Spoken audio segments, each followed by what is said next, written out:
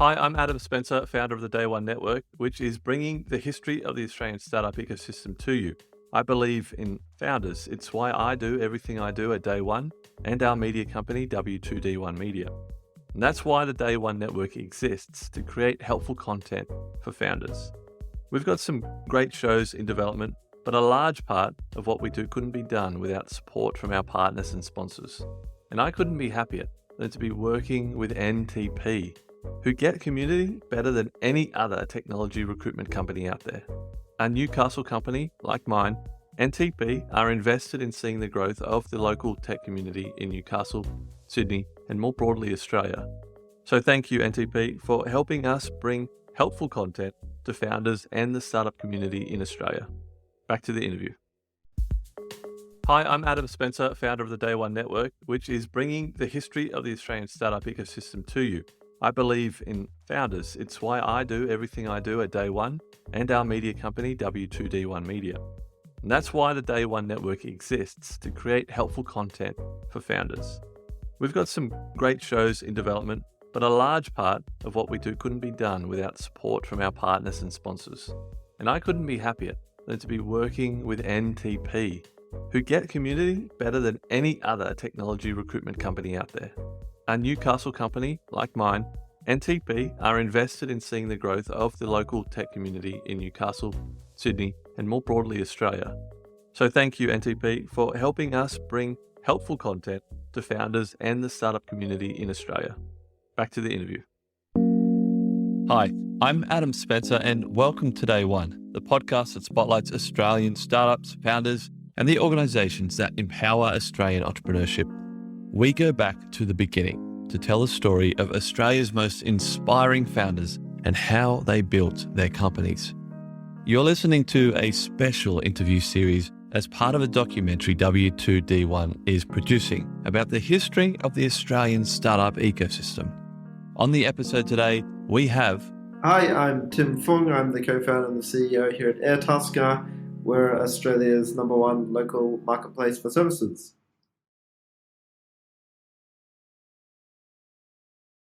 Let's go right back. What was your very first exposure to this Australian startup ecosystem?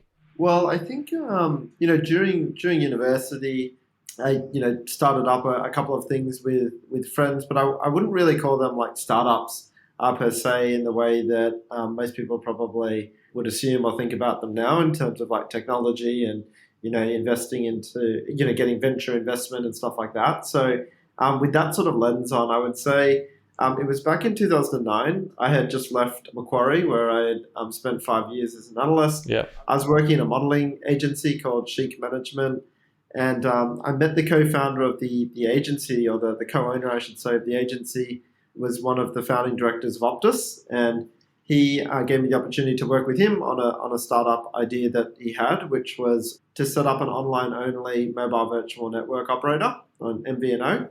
And so, he asked me to put together a pitch deck for him, and, we just went out and raised money, and it was a great opportunity to watch him build a startup, which I just didn't know was like really a thing that you could do. Obviously, I knew that startups existed, but I didn't get a close feel until then.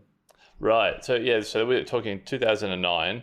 Like fish burners didn't really kick off until 2012, and a lot of people kind of, especially in Sydney, say 2011, 2012 is when things really started to ramp up a fair bit. Back in 2009, what was visible to you? Like when you looked around, like what companies did you look to? Who people, organizations that were doing stuff in the startup world? Well, it was 2009 that we had sort of started off with Amasim, and I think it was in 2010 that I started to, by going around and doing the capital raising for Amasim and touching base with people, through that process, I started to see a few things. I think one of the really interesting things was the whole German contingent that kind of existed, and Amasim was actually managed and co-founded by some German folks that we had brought over from Germany, and they immediately sort of like got us into a bit of an ecosystem. And what I realized is, for example, Rocket Internet had a presence in Australia with things like Groupon that was just expanding around 2010. So I think there were companies like scale companies like Groupon, There was Spritz, which was also a German co-founder, a guy named Justus Hammer, partnered up with Dean McAvoy, which is an Australian guy, but actually raised money from some German VCs, which is how they really scaled that business. And it was actually quite eye-opening for me. I didn't realize how much of a because the German tech ecosystem is actually quite advanced. I think not quite as big as Silicon Valley and stuff, but quite large, and it had quite a big presence here in Sydney. So that was sort of the first bubble that I kind of got connected with, and then of course there were the folks from Fishburners too, which we used to hang out in. Yeah, feel free if I to pull me up too if I skip over any important details. But so Amazsim was 2009 to 2012. Did something happen during your time helping to build that company? Like, can you tell me the origin story of Airtasker? Where'd that idea come from? Was it something related to working at Amazsim? Well, I think so. It wasn't directly related to working at Amazsim, but it definitely was influenced by that. So when we started Amazsim, one of the first things that I did is actually brought in one of my uni friends, a guy named John O'Louis. He was a telco engineer and was working at IBM at the time, and I pulled him into Amazsim and said, "You should come and join this thing. It's like looking really exciting. We need a telco project manager in there, so come in and help us build it." Once we had sort of done that first sort of like 2 years of really getting the company set up, we started getting itchy feet. And so we would catch up every day in the kitchen and just talk about new ideas that we could start. Because, Amazsim wasn't our company. It was, we were working for that company. We were the founding team members, but, we weren't big equity holders. So we got itchy feet. We started talking a lot. I was moving apartments at the time. And I actually asked another friend of ours, Ivan, to come and help me move because he's got a truck that he uses to do deliveries for his business.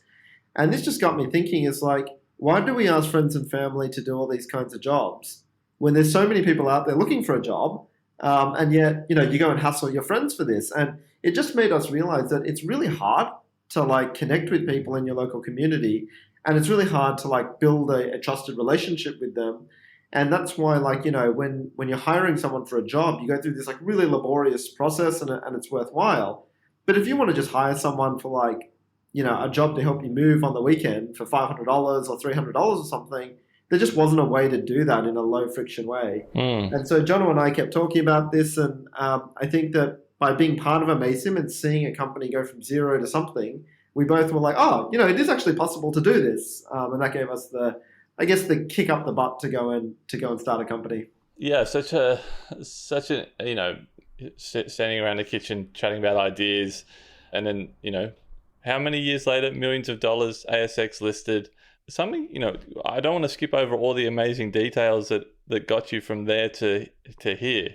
But before we dive deeper into the Airtasker story, big jump between celebrity management to CEO of an ASX listed company. The fashion part, is there, because I see you've got a few other things in here, Joe Button as well. Is there an interest in fashion? I wouldn't say so. No. So my connection to, and you can probably tell by the way I dress, people laugh at me now because I'm always in an Airtasker t-shirt. But no, I think the interest in celebrity management was that I did always have an interest in sort of sports management, and I'm really passionate about Formula One and motorsports and things like that. And actually at the time I was trying to help a young kid named Warren White, who's Mark Webber's third cousin. So if you remember, Mark Webber was a Formula One driver. Yep. And we were trying to help him, build up his career. And so I was actually interested more in sort of like talent representation. And at the same time, I was watching Entourage. So, I liked Ari Gold. And so I thought, hey, you know what, I should try and do something, creative and learn how this is done. And I think one sort of commonality between all these things is like, I don't mind sort of just going in to learn about stuff. And so I actually quit my job at Macquarie. I went and joined this modeling agency, but it wasn't really to like make money or anything. It was just like to learn something new. And, I think that like making money is great. Like business is important. And most people who tell you that, money doesn't matter at all, it's probably, there's only some truth in that. So it's good to like have a business and make money and stuff. But I think the starting point is usually go and do something that you're interested in and try to learn about it. And if you do that, over a few times, then you're probably going to make some money out of it, which is good. What would you say is maybe the biggest, either out of Amaysim's, your time there, or as a talent agent? Like, is there any transferable skills that you took out of those two experiences that helped kick off Airtasker? Yeah, I'd say actually quite a lot. I'd say the number one thing that I think was important in the early days of Airtasker was actually the storytelling of being able to take a big picture problem, break it down into more understood problems, and then be able to sort of convey to somebody how you're gonna go and solve those problems. And that's actually like a pretty common skill across all of these things. When we were talking about talent representation, it would be like, hey, we're trying to do a Nike sponsorship. So here's, the celebrity that we've got. You're trying to convey to your customers that Nike is all about, empowering women to, be able to get out and become a successful athlete. And so we can give you, Michelle Bridges, for example, a fitness trainer, and we're going to, that's how we're going to solve your problem. And I think that same thing with Amaysim. It was like, hey, there's low cost, all the mobile plans out there are a total ripoff. We're going to solve it, and here's how we're going to do it, and breaking that down step by step. And it's the same thing with Airtasker. One of the biggest things that we had to do early on was kind of paint that there's this big problem that exists out there. People cannot connect with other trusted local service providers in their community. Be able to break that down into like something that's actually solvable, and then actually to be able to take people on that journey and show them how you're going to solve that problem. And I think that's common across, starting any business. So you started Airtasker in 2012, early 2012, and then later that year, you decided to start Tankstream Labs. A, how did you have enough time to do that? And B, where did that idea come from to start a co-working space? Yeah, it's actually a great organic story, actually. So, and it actually does tie everything together. So when we started Amaysim, we brought on board a group called the Bridge Lane Group, and Marcus Karlbetzer is the man behind that company, and he came on board as Amaysim's first Australian venture investor.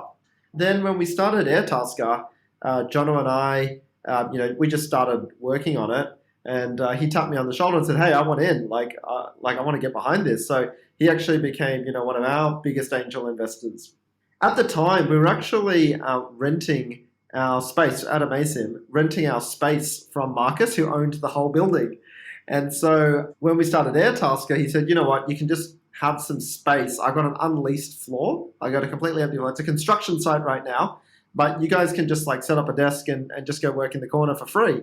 And so we're like, that's awesome because we have no money. So that would be really good. So we literally just started working in this construction site on level 1 of the building. But then we'd meet with other startup folks. I think it was the guys from PayPal we had to meet because we wanted to integrate them. We had the guys from Sentia who actually helped us build the first version of the app, and they would come in for meetings with us. And they were like, "How did you get office space?" Because usually, back then, it was really a 5-year lease, or you can't have an office. You need to work from home or work from your garage. And so they were like, "This is a sweet deal." And so we said, "Oh, you know what? You can just pull up a desk and start working over here as well if you want." And over time, Marcus was like, "Hey, this is actually there's quite a lot of people who want this. Why don't we just actually make this a thing?" And so we just started that way. But by the time we'd sort of started Tankstream Labs, it was sort of 30% full. And it just really, really grew from there because people just, there was just a really clear demand for having an office on a sort of month-to-month basis instead of a 5-year lease. And I must say, when we were doing this and we were starting Airtasker at the same time, I was like, "Oh, geez, this is a much easier business than Airtasker," because Airtasker was really, really, really slow. And yet Tankstream Labs was kind of like, "Hey, 6 months later, we're totally full and we need to start up a new floor." So I was a little bit tempted to switch tacks, but thankfully we stuck it out with Airtasker. Yes. How do you start a company like Airtasker, multiple two-sided marketplace kind of deal? Let's just go maybe first couple of months. What were you thinking? So I think actually we didn't think too much, which was actually kind of healthy in some sense. I think that when you actually try to map out how you're going to get from zero to something, sizable and attractive, you can often wheel spin because usually the path is not linear. Like, for example, if you look at Google now and you go, okay, well, I want to start a company and I want it to be like Google. And you actually said, okay, well, what are all the things that Google has? They've got like this massive advertising model. They've got, offices all over the world. They've got free lunches. And you try to like map out like how you're going to build that in a linear way. Yeah.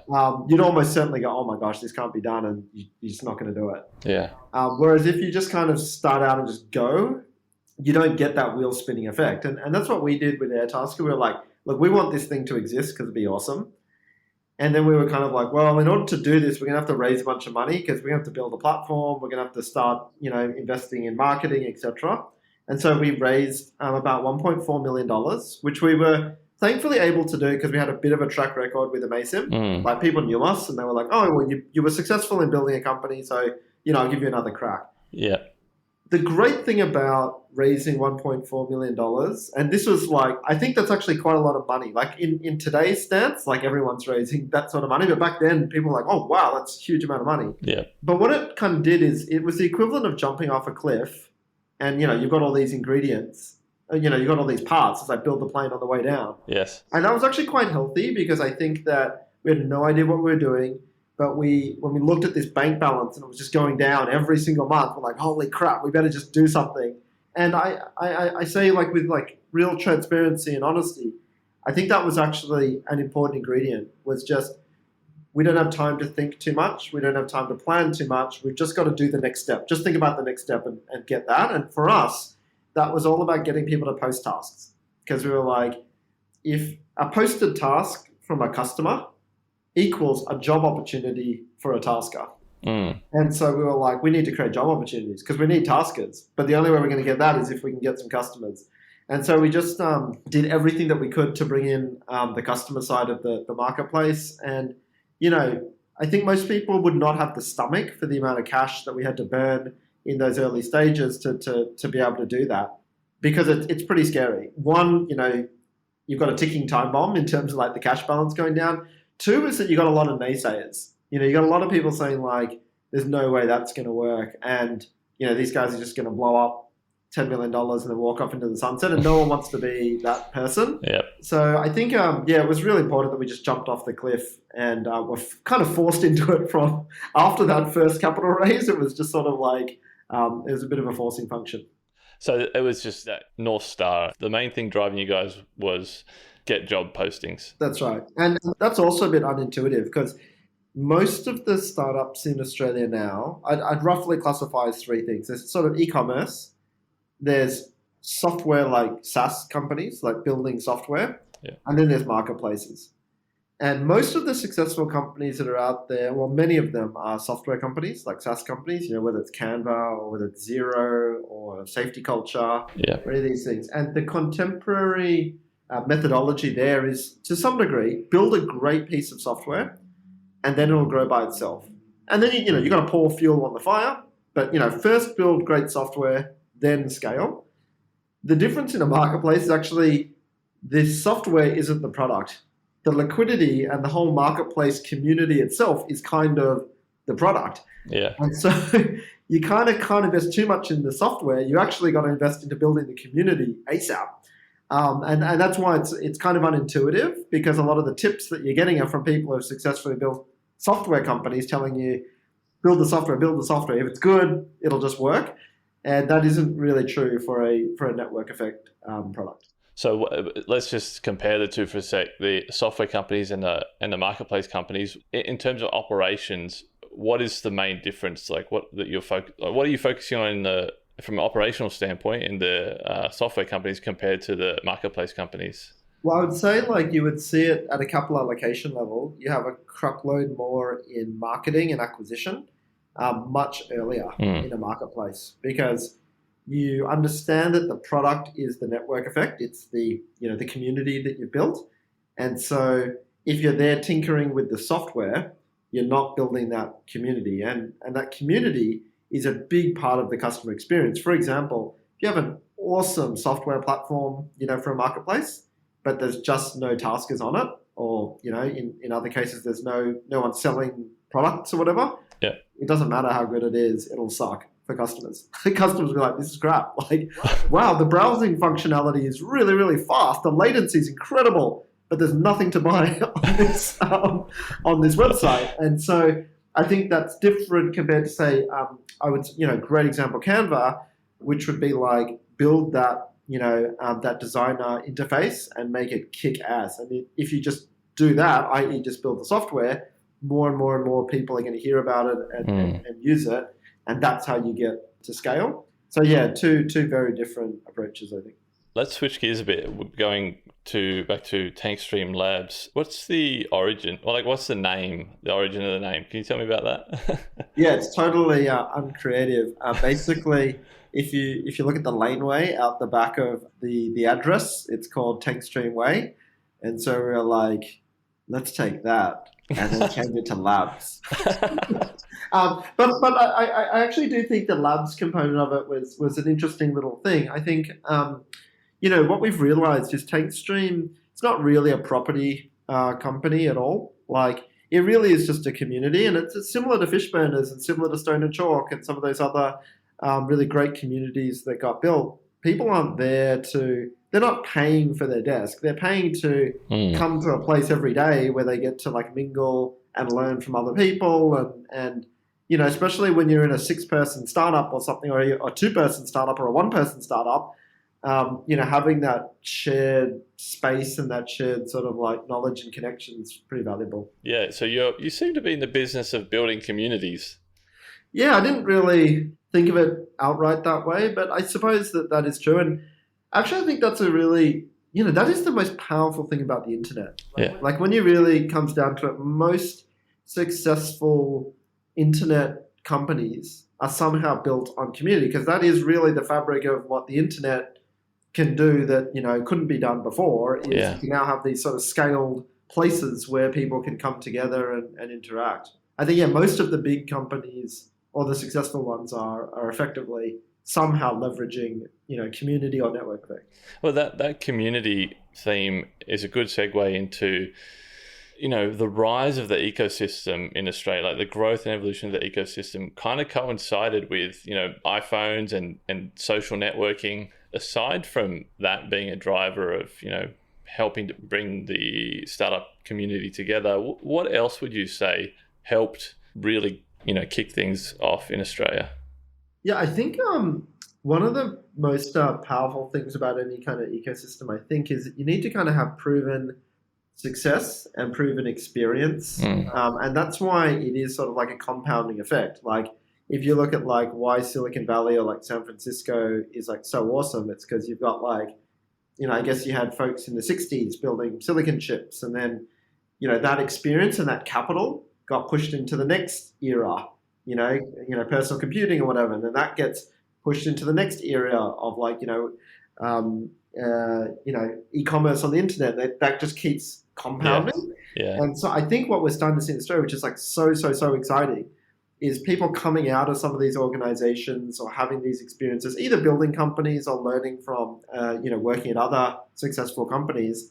And they're getting funded now because there's trust there. People go like, oh, they know what they're doing. Great. Let's go fund that. And it just keeps compounding. And I guess like the VC then is kind of like the fuel to that fire that sort of lubricates that process happening over and over and over again. But what I'm so excited by is like, seeing these companies that are getting funded now, and, it'll be like multi-generational. It'll be like, yep, I was there at Atlassian early days, learned how to do that, then built this company, exited that, and now I'm doing this company.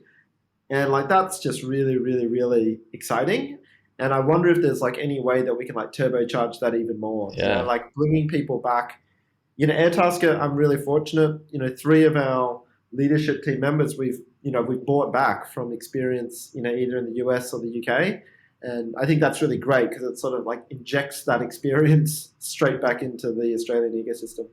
Yeah, I think I actually just noticed, is it your CMO ex-Facebook? Yeah, so, it's kind of funny, but our CMO is ex-Facebook. Our CTO is, 8 years at Amazon in Seattle. And then Patrick is our chief product officer. He's come from Zip and also previously founded and exited a company in the US. And so, yeah, it's really awesome to be able to, I'm learning so much from them as much as I'm also their manager. So it's really good, like that exchange of experience and skills.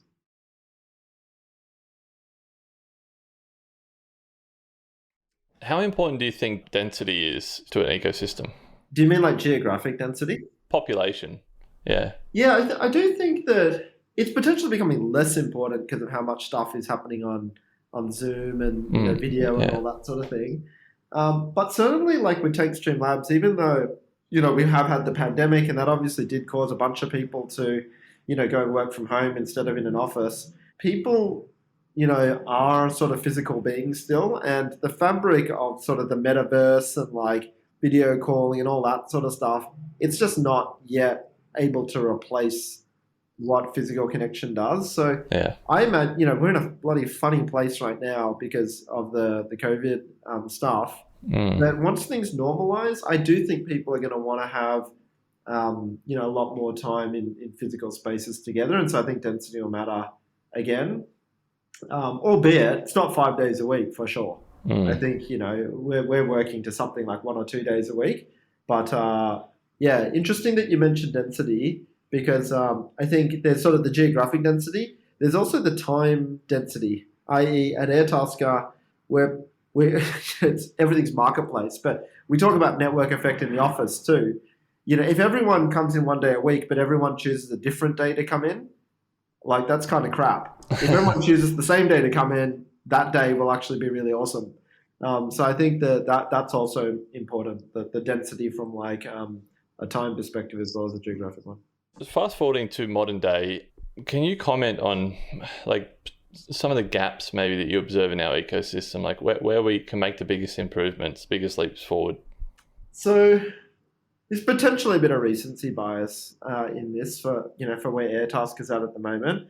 But I guess one thing that I would start with is saying that software engineering in Australia is getting really, really strong, which is great because there's lots and lots of software jobs, I think, being created, and we're really bringing in some great talent, and there's just a great deal of maturity here, I would say, forming in software engineering. I think, though, that what that presents then is what's the next layer up in sort of like the hierarchy of needs. If you kind of look at Maslow's hierarchy in starting a software company, I'd say the engineering piece is like the absolute base of that hierarchy. If you can't get that right, don't even bother. But the next level up is sort of like the product management side of things. And I think that this is an area that's really nascent but developing in Australia. One of the things I guess I've noticed is there's probably not a strong degree yet of like business responsibility yet in the product management cycle. In the product management experience that most folks have in Australia. What I mean by that is, I think when you get really good at, really sophisticated product management, you've almost got like products running your profit and loss statement, i.e., being responsible for revenue and being self-funding and sustainable and pricing and all these kinds of things. So I think we're getting that first layer of product management pretty solid in Australia, which is like the very foundational side of like user experience and making sure that users are really happy. But I think that higher up in that hierarchy is sort of getting the business side of that really mature too. What do you think we're doing really well? I'm assuming you've had a decent amount of exposure to other kind of ecosystems around the world. Is there anything that pops out to you in Australia that would just do better than anyone else? Well, this one is almost certainly perhaps a little bit like inwards looking, but we actually do have we over-index in the success of like our marketplaces and like classifieds types businesses, i.e. like network effect businesses. If you have a look at like, Seek.com, like from the first wave of the internet, it's actually like a juggernaut like on a global scale. I think REA, realestate.com.au, also an Aussie homegrown company, juggernaut on a global scale in that space. And with Airtasker, we are also sort of like in our particular space of sort of like local transaction marketplace, probably punching above the weight of what you'd expect, compared to say the US and the UK. What I kind of think here is interesting is that Australia is an awesome pilot market for these kinds of build local, but then go and build it again overseas type models. I think you can, being a smaller country, you can sort of build a network effect very quickly, be able to monetize that network effect quickly, and then you can go and invest that into scaling that overseas. And I think we've seen that with Seek, we've seen it with realestate.com. Menulog was a massive, over-indexer.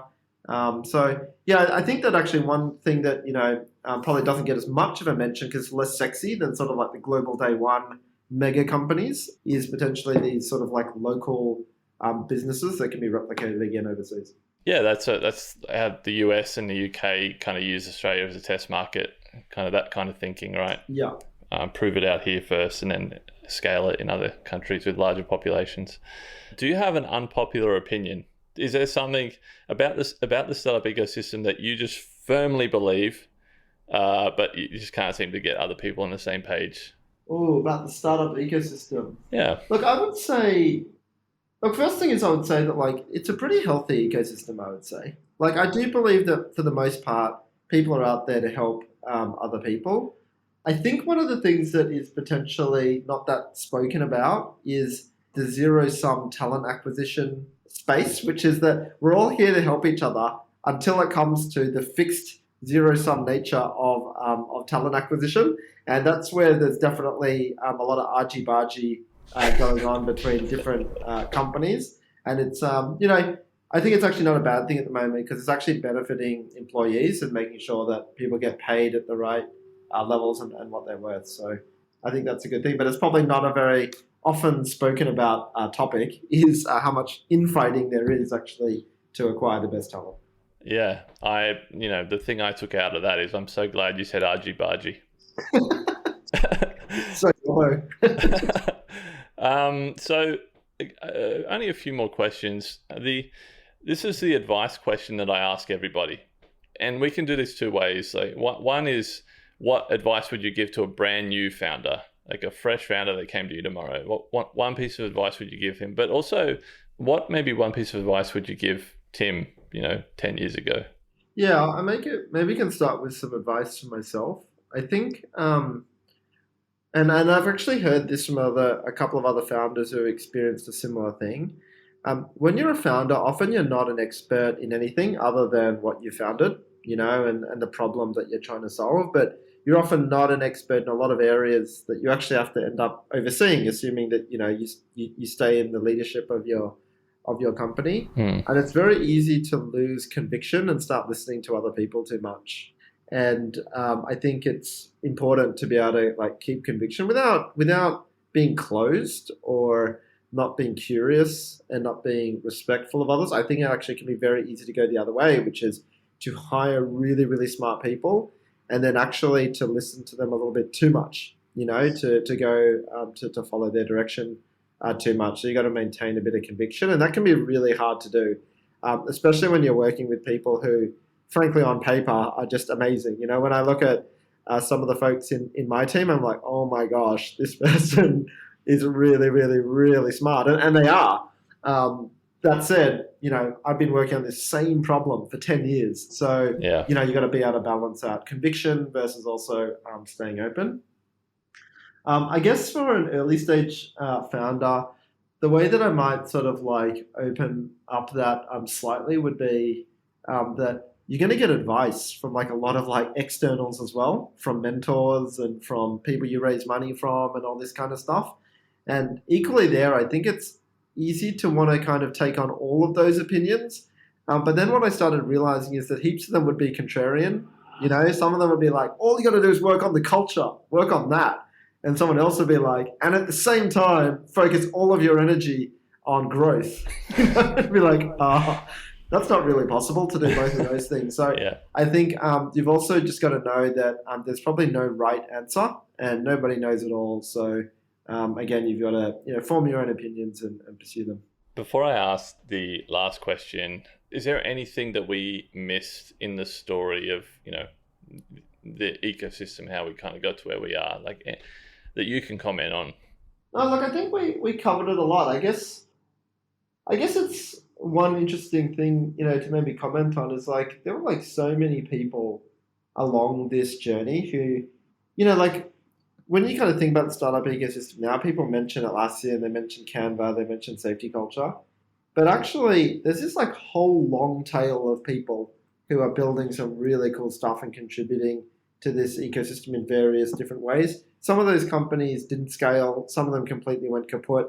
Others just became small businesses, etc. But I think it is worthwhile sort of like recognizing all of those smaller companies and stories that sort of contributed to this, because it isn't just like Canva and Atlassian and safety culture equals startup ecosystem. It's all the people that are out there giving it a crack, getting the $25,000 angel check, hiring 2 people, doing some interesting stuff, maybe selling their company to somebody else, you know, rather than scaling it into some big thing. And actually, I find that like that's why the co-working spaces are this kind of great, almost like central hub of life. And when you go to these co-working spaces and you go to, you know, the Thursday night beer night, which we used to be able to have, you know, before the pandemic, that's kind of really the beating heart, I would say, of the startup ecosystem in Australia. Last question. I'm trying to put together a documentary here that will as wholly and truthfully tell the history of the Australian startup ecosystem. We want people from all corners to listen to the story: investors, founders, academics, policymakers, everybody. Do you have a message for any one of those groups or all of them? Like, just what do they need to hear from Tim? Well, I'd say like one of the biggest things behind like building any sort of ecosystem or movement is that you've got to believe, and you've got to talk a little bit ahead of where things are actually at today. And when I think about it, you know, if you think about Silicon Valley and San Francisco and all that, part of the reason why their hub and their ecosystem is so amazing is because they shout it from the rooftops. They keep telling us, smartest people in the world, we're at Silicon Valley. This is where it's at. They're making movies about it. They're talking about it. Their government talks about it. I think we need to do that in Australia. I think we tend to be a little bit more humble and like, oh no, it's just, you know, don't talk it up too much, you know, rather walk the walk than talk the talk. I think talking the talk is kind of important. And I think that if you know, we can convince more people from around the world that Australia is a great ecosystem and that, you know, lots of stuff is going on here, then it's sort of self-fulfilling. So I think we've got to start talking a little bit ahead of where we're walking. Well, I fully support that idea, because that's what I'm trying to do here with Welcome to Day One is to shout it from the rooftop how amazing our founders are. Totally. There's so much going on, and you know, there's so much awesome stuff that we've done in Australia. Like I mentioned, you know, all those Internet 1.0s, like the Seeks, car sales, REA. We kind of don't, you know, roll them into the story, but they were definitely the early folks.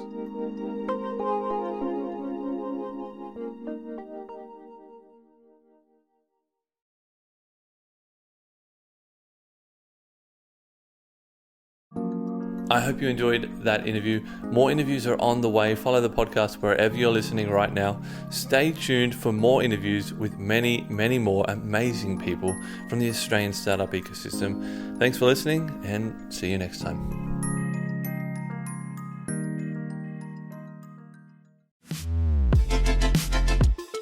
The Startup Retro is a new podcast from the team behind Overnight Success. A weekly show where we help you level up on the Australian startup ecosystem by giving you an insider's view on Aussie startups and venture capital. I'm Will Richards. And I'm Gemma Clancy. At OS, we curate the most important news and announcements across the ecosystem and explain a bit of useful context behind them. The Startup Retro podcast will follow a format familiar to our readers of the weekly newsletter, but offer an opportunity for much more discussion. So, if you want to keep your finger on the pulse of all things happening Aussie startups and venture capital, start your week by listening to the Startup Retro. New episodes every Monday, starting the 1st of July.